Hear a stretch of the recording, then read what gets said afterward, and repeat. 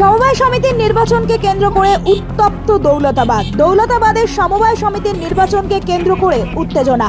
রবিবার সকালে মুর্শিদাবাদের দৌলতাবাদ থানার মহারাজপুর SKUS লিমিটেডের ভোট চলাকালীন ব্যাপক উত্তেজনা ছড়ায়। অভিযোগ, সমবায়ের ভোট নিয়ে চেয়ার ভাঙচুর। হাইকোর্টের রায় অনুযায়ী ওই নির্বাচন নির্ধারিত হয়েছে, তবুও ওই নির্বাচনকে কেন্দ্র করেই উত্তপ্ত হয়ে উঠেছে দৌলতাবাদ এলাকা। অন্যদিকে এলাকায় বিশাল পুলিশ বাহিনী মোতায়েন রয়েছে।